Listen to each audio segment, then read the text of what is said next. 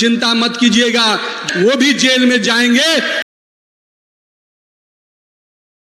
अभी भी ऐसी कुछ मानसिकता बची है जो इस बंगाल को फिर से बांग्लादेश बनाना चाहती है, और हमें पूरी तरह से चौकन्ना रहने की आज जरूरत है मित्रों, क्योंकि हम देख रहे हैं जिस प्रकार से घुसपैठियों की तरफदारी करने वाली सरकार यहां बैठी है, जिस प्रकार से करोड़ों हिंदुओं के साथ, सनातन परंपराओं के साथ चोट करने वाली सरकार यहां बैठी है, वो प्रयास कर रही है कि फिर से बंगाल को बांग्लादेश में ले जाए।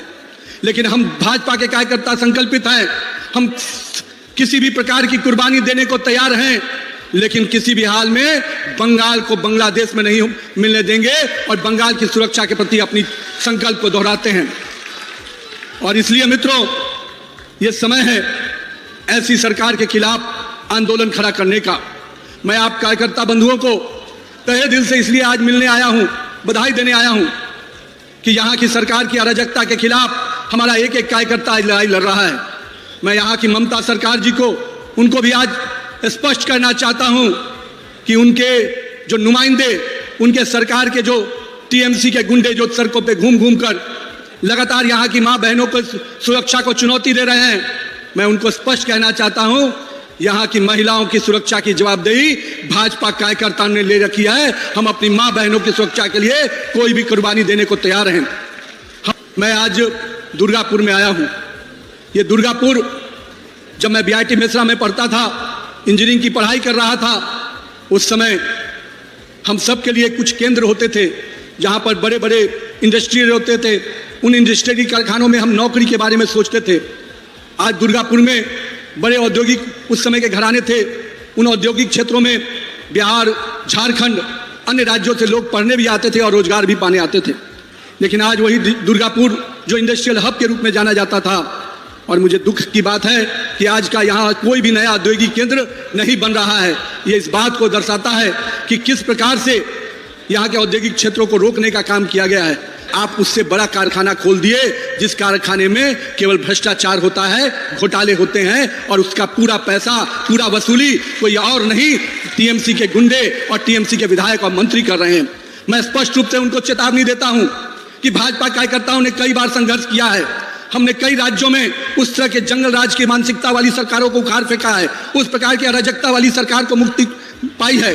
हमने उत्तर प्रदेश में उस प्रकार की मानसिकता वाली सरकार को हटाया। हम लोगों ने बिहार में उस तरह की मानसिकता वाली सरकार को उखाड़ फेंका, और अब बंगाल की बारी है मित्रों। मेरे बंगाल के कार्यकर्ता उस पूरी तरह से तैयार हो जाइए। अब वो समय आ गया है जब हमको बिहार, और उत्तर प्रदेश में जो अराजकता वाली सरकार थी, अब उसी प्रकार की सरकार अगर बंगाल में भी है तो बंगाल के भाजपा के कार्यकर्ता भी कमर कस ले। इस सरकार को उखाड़ फेंकने का समय आ गया है मित्रों।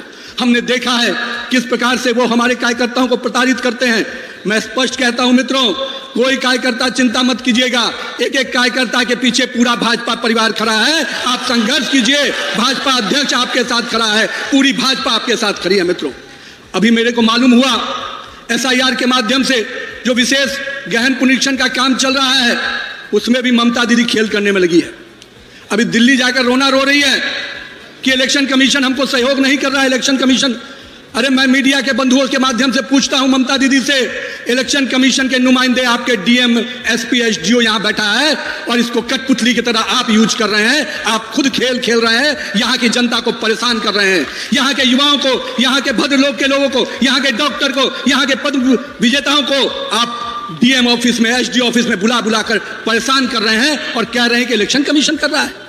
कोई इलेक्शन कमीशन नहीं। इलेक्शन कमीशन तो घुसपैठियों को बाहर करने का संकल्प लिया है, जो इस मिट्टी का नहीं है, जो बंगाल की मिट्टी का नहीं है। उसके लिए बंगाल में कोई अधिकार हम नहीं देने देंगे। बंगाल के लोगों को ही बंगाल का अधिकार मिलेगा।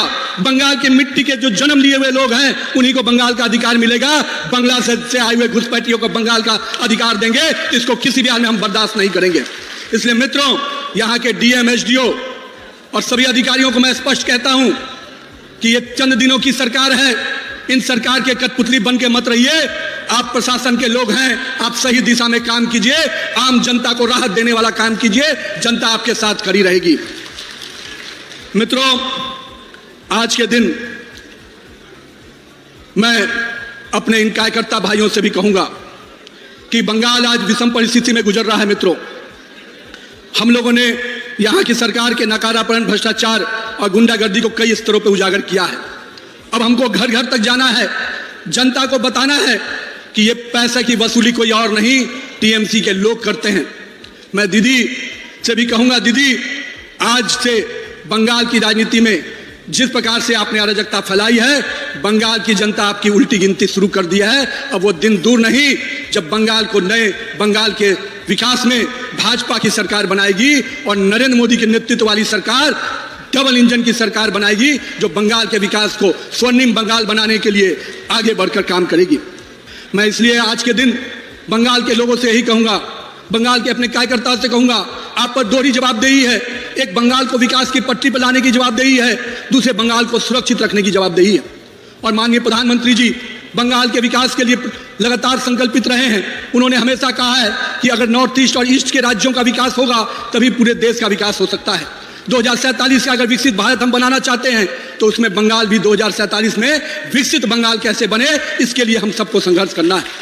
और ये यहाँ की टीएमसी की सरकार से संभव नहीं है मित्रों, क्योंकि यहाँ की सरकार गरीबों का आवाज छीनती है, यहाँ की सरकार यहाँ के स्वास्थ्य सेवाओं को छीनती है, यहाँ की सरकार यहाँ के लोगों को लाभ की योजनाएं न मिले इसकी चिंता करती है। केवल अपना बैनर चिपकाने के लिए, अपनी तस्वीर चिपकाने के लिए कई घरों की रोशनी को छीनने का काम कोई कर रहा है तो यहाँ पर बैठी हुई ममता सरकार कर रही है। मुझे तो यहाँ तक जानकारी है कि कुछ मंत्री शिक्षा के घोटाले में नौकरी देने के नाम पर जो घोटाला किया, कुछ जेल में है, कुछ बेल में है।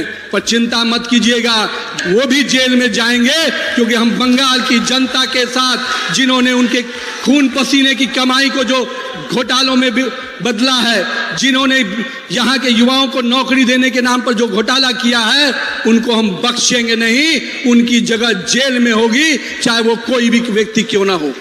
क्या विकसित बंगाल बनाने का सपने को साकार करेंगे? तो मित्रों, हमको बूथ जीतना है। हमें हमारे नेता अभी शुभेंदु जी और हमारे अध्यक्ष जी कह रहे थे कि अगर बूथ पर शक्ति केंद्र पर हम मजबूत होंगे तो बंगाल तो शक्ति की भूमि है। अगर हमारा शक्ति केंद्र मजबूत हो गया तो शक्ति की भूमि का शक्ति केंद्र निश्चित रूप से कमल खिला के रहेगा। किसी के हिम्मत नहीं है जो इस कमल को खिलने से रोक दे।